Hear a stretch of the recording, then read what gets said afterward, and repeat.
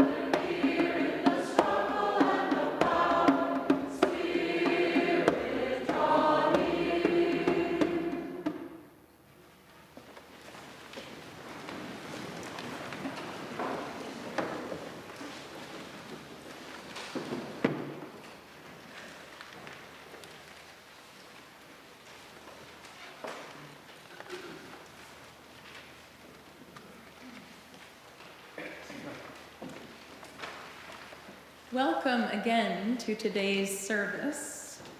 Whether you are here in this room, in our alternative worship space in the Bernstein Room, watching this service by way of our live stream, or viewing an archived video of the service, welcome. We're honored to have guests with us here today. Our members would like to greet you following the service. So that we might do so, if you are visiting, please raise your hand and keep it up. Members, please take note of guests seated near you.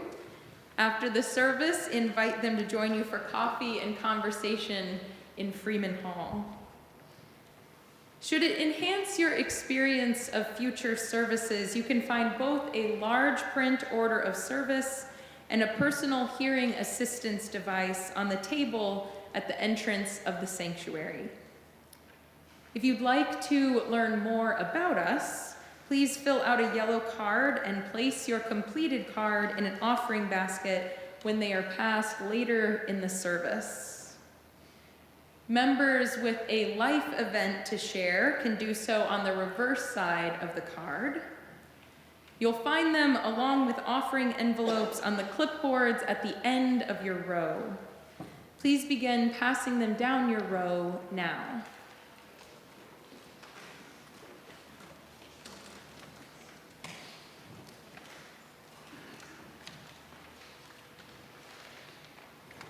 Some returning visitors may be interested in hearing about how to become a member. If so, talk with our membership coordinator, Kelly Green. Her contact information is on the back of your order. Again, to each of you, welcome.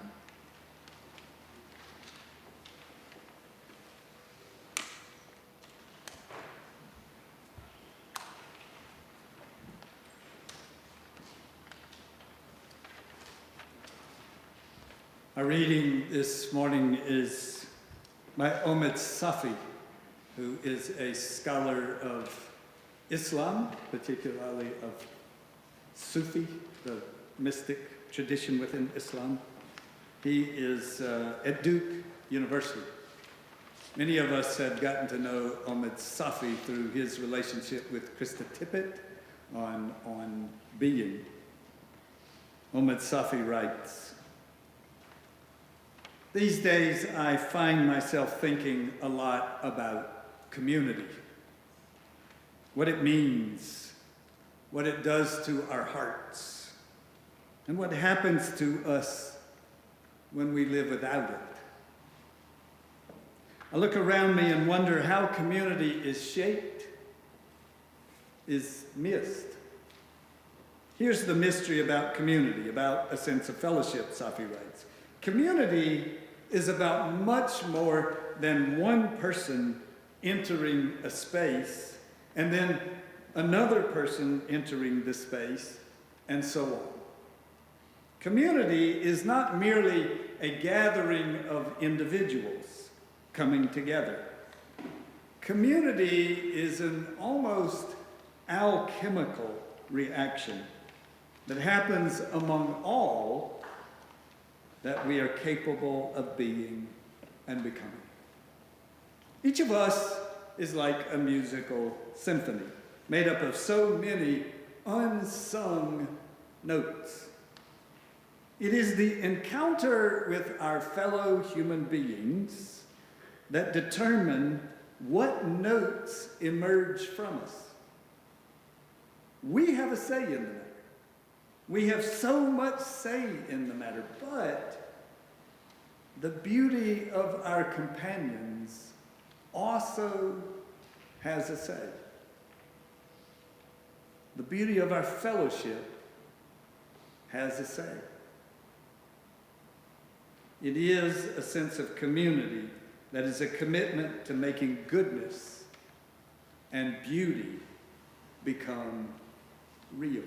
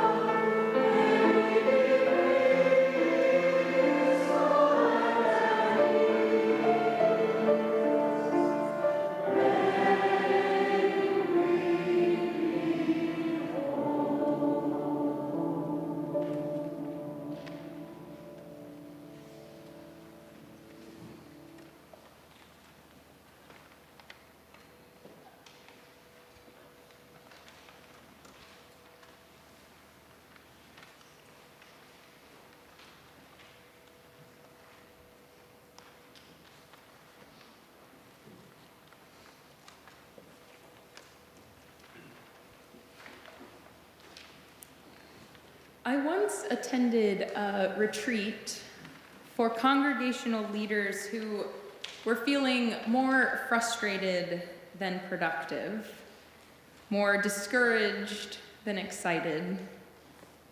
People from a variety of congregations got up early on a Saturday to spend the entire day together in an unassuming room in the back of a church.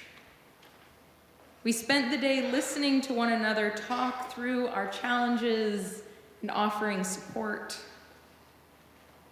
When the retreat was ending, the facilitator brought us into a circle and asked if, to close us out, someone might tell the story of a moment they knew they loved their congregation, a moment when they felt their commitment to their congregation was stronger than the challenging times.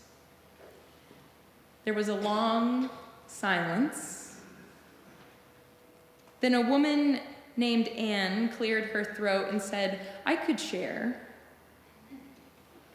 Anne said that at some point she had decided to give back to her congregation by making coffee on Sunday mornings. She had wanted to show in some way that she was committed to her community.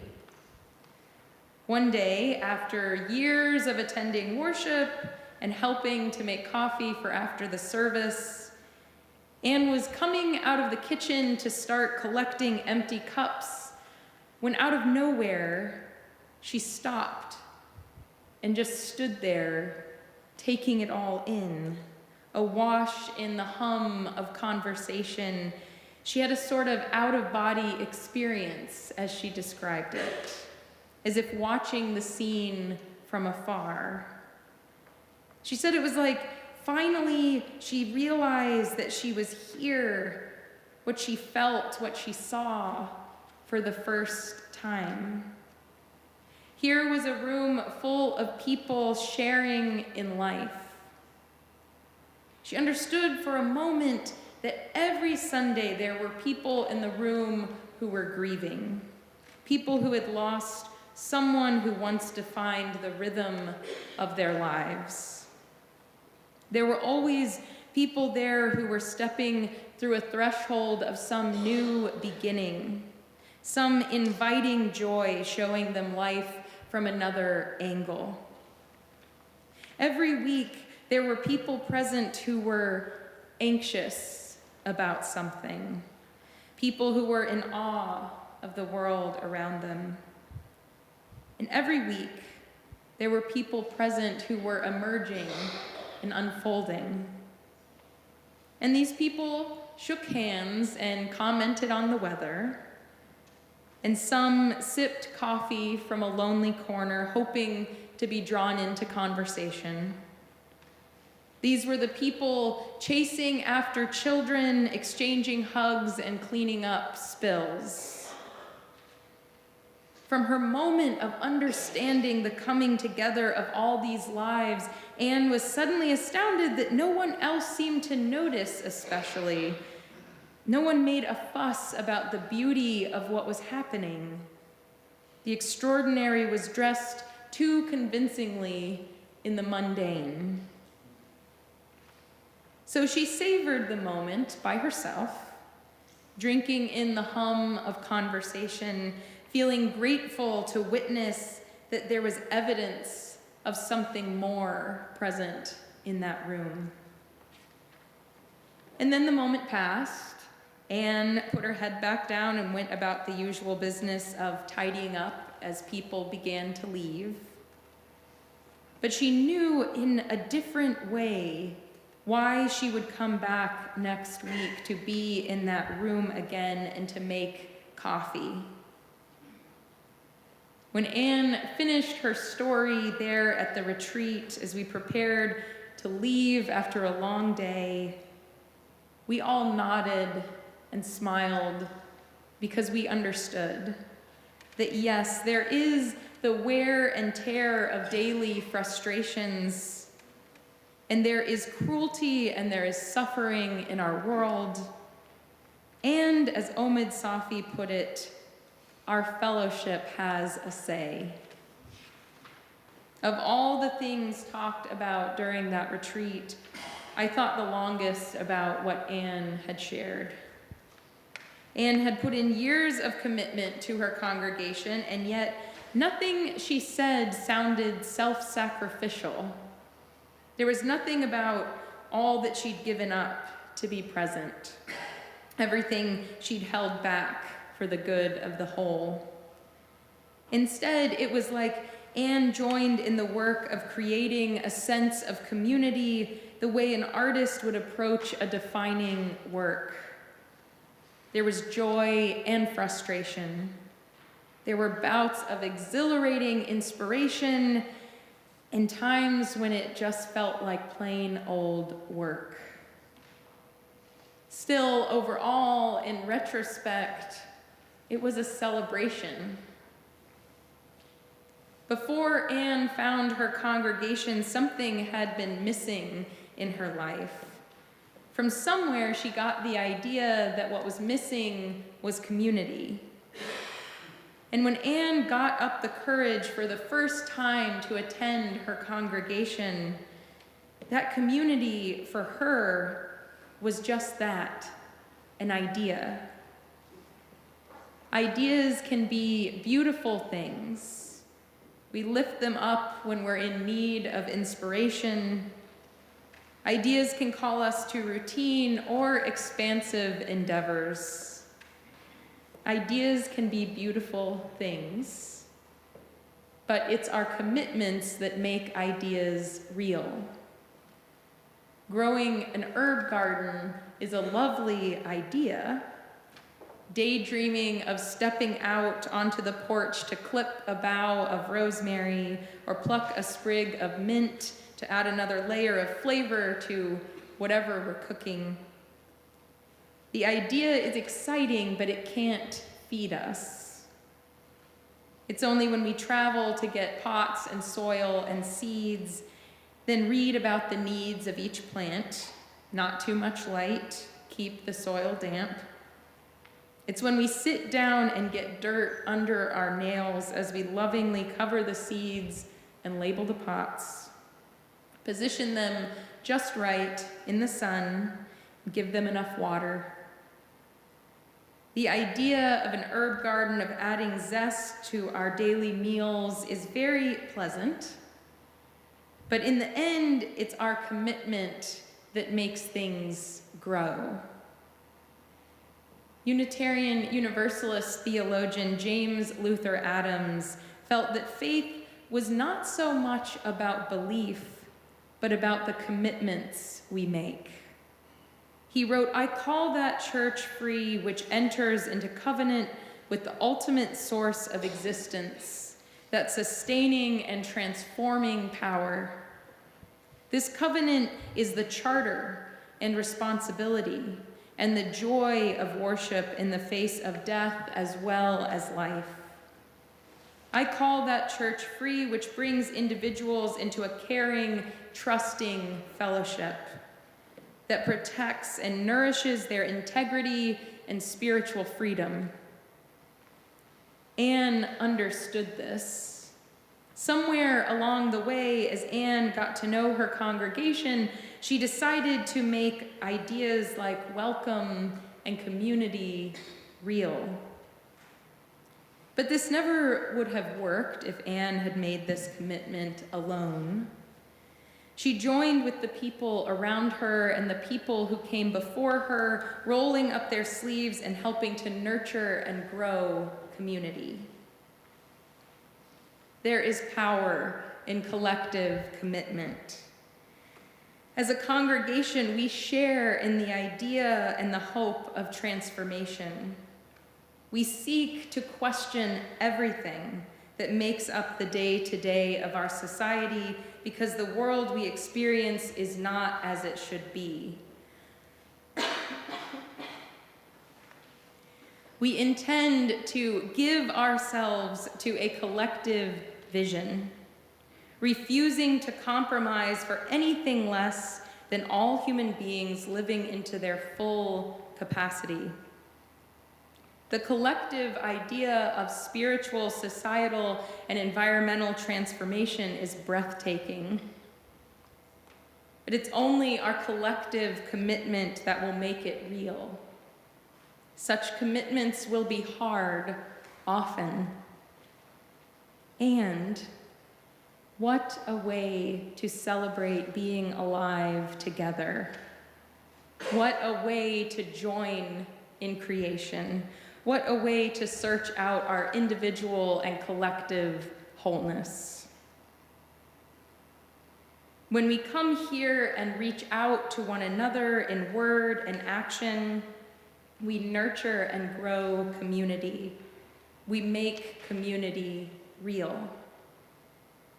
As Omid Safi put it, community is not merely a gathering of individuals coming together. Community is an almost alchemical reaction that happens among all that we are capable of being and becoming. It is a sense of community that is a commitment to making goodness and beauty become real. Blessed be. Amen.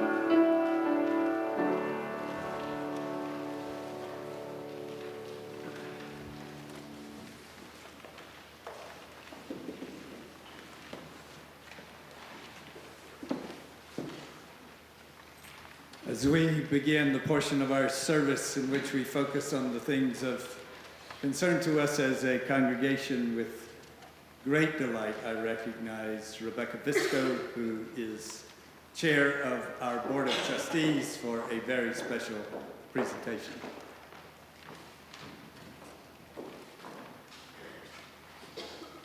Good morning. Each year, the Board of Trustees presents a special award for outstanding service and generosity to our congregation, named after its first recipient in 2001, Sybil Bernstein. This year's recipient is someone who many of you know well, as she's been around for a little while. During her many years here, she's been involved in more ways than I can count, let alone begin to name. Most recently, she was part of the team that led the search for our current music director, John Herrick, and I had the joy of getting to know her as a member of our vision steering team. She serves on the small group ministry steering team and was instrumental in setting up the structure of our discovery circles. She volunteers in the office and is a familiar face in our choir on Sunday mornings. As anyone who has worked with her can tell you, she is kind, wise, patient, organized, and an incredible listener. She brings immense talent and has dedicated more time and energy to this congregation than you can imagine. We are beyond grateful for her generosity and commitment to this community. It is my honor and my pleasure to present the 2018 Sybil Bernstein Award to Jan McNeely.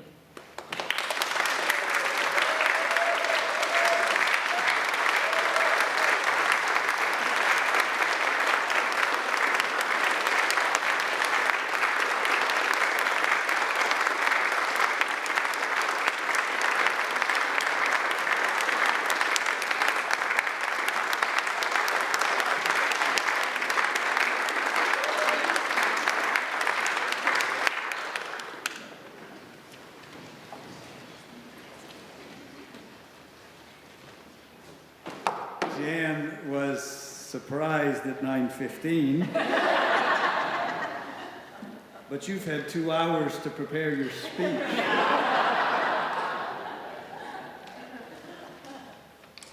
Yet another thing to love about Jan McNeely. A woman more interested in doing the work than getting recognition for it. Jan, you've made such a difference in our lives. You've made such a difference in my life. And we are deeply grateful for all you have given to this congregation over many, many years. So following Jan's lead, there are many ways to engage in the life of this congregation, just a few of which you will find in today's order. We're focused this year, as our members know, on both cultural and economic justice. Please take note of special opportunities to be involved in the programming that is related to our focus this year. We are ever more deeply invested in partnering in the work of justice in a world so broken by divisiveness and injustice. So too, we remain deeply committed to creating and sustaining a loving community. We hold in that love those in our congregation who bear the weight today of some burden, some concern, some pain, some momentous loss in your lives. Today marks some special occasion of celebration, of remembering, of concern for you. You're invited later in the service to come forward, visitor, member alike, and light a single candle as a way of expressing whatever fills your heart. We ask that all hold the silence in the room during that time.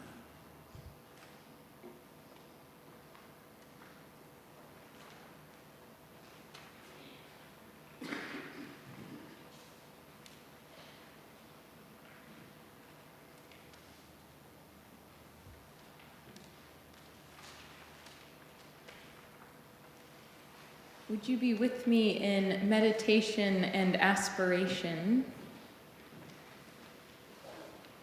Taking a few deep breaths and allowing your shoulders to relax.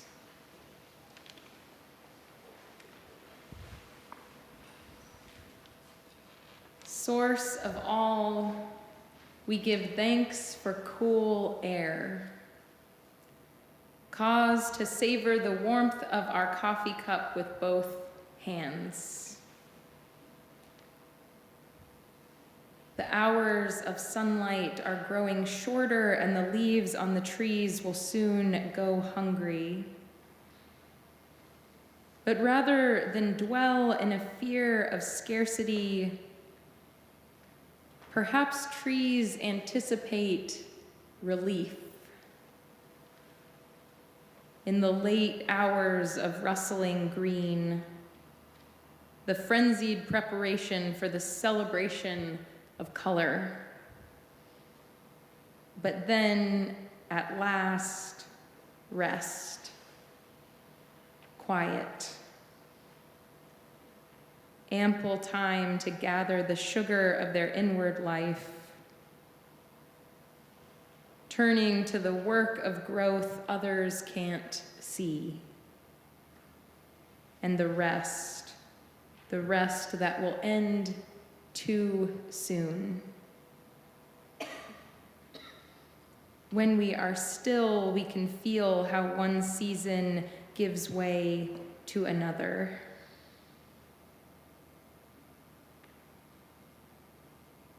Source of all, we give thanks for the cool air.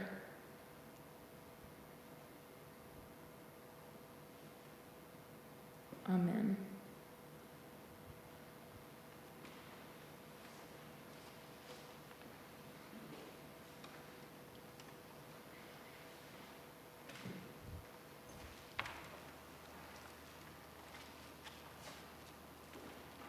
A spiritual community is not what some create for the benefit and comfort of others. It does not aim for some acceptable common denominator in which all feel at ease. A spiritual community is a place of shared commitment, in which the highest aim is for the common good, beyond particularities. Such a community can only be created by people generous in thought, generous in spirit, generous in action. We will now give and receive this morning's offering.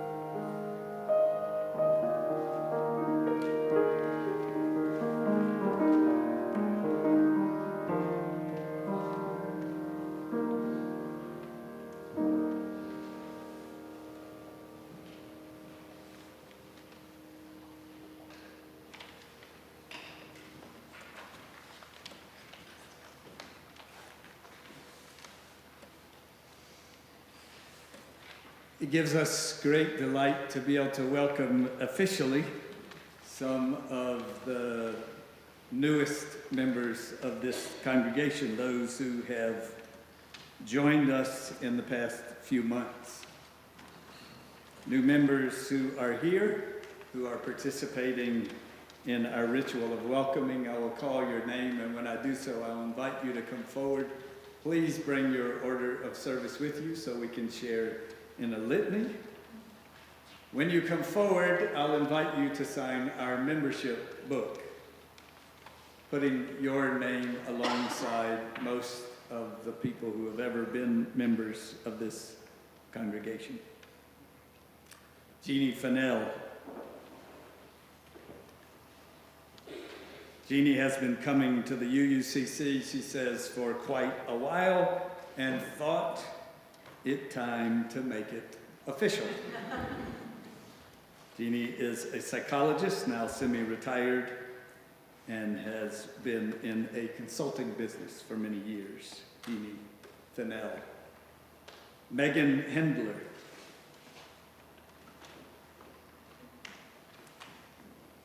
Megan is coming with her daughter Molly, excited to join as a member of the UUCC community. Megan and her family moved to Matthews from Richmond, Virginia. In addition to Molly, they also have Oliver. Megan, as you may have noticed, enjoys singing and also being in nature. Megan Hendler here with Molly. Lynn Martin. Lynn moved to Fort Mill, South Carolina from Clearwater, Florida in 2016 following her retirement. Since the mid-70s, she's been a member of 3 different Unitarian Universalist congregations in Clearwater, in Cincinnati, and in Bentonville, Arkansas. She is a Catawba Master Naturalist and also a volunteer vision screener in area elementary schools. Lynn Martin.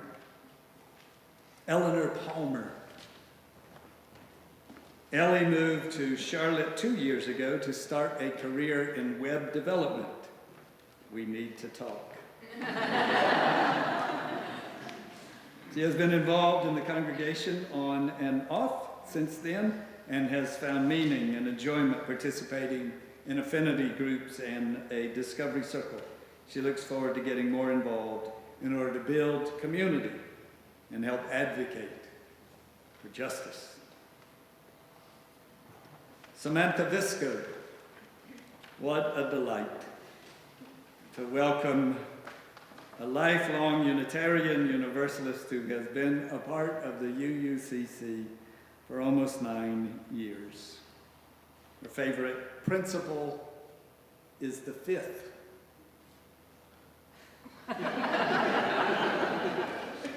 Look it up. It's a good one. She's committed to encouraging deep personal and societal growth. And one additional new member who moved with her family to Charlotte to begin her work here in this city. She moved here from Utica, New York, with her husband Steve and her young son Ethan. She is Eve Stevens. In our 9:15 service, we welcomed Emily Boone and Hunter Soper, Jan McGuire, Jen McGuire, Franklin and Susan McClellan, Elaine and Steve Peed, and Yuko Pilkey, the newest members of our congregation. If you are a member of this congregation, I invite you to stand now so that we might join in this litany of welcoming. From a variety of places, an extensive array of circumstances, a wide range of religious traditions, our paths now meet here in the Unitarian Universalist Church of Charlotte. Today we celebrate these who have recently found their ways to us and have become ones of us. We welcome those of you who are new to this congregation. May you find here inspiration for your individual journeys, support in times of trouble, encouragement in moments of despair, fellow celebrants in your occasions of joy, and the ongoing challenge to be your best selves. May you give of yourselves, your time, energy, resources, and wisdom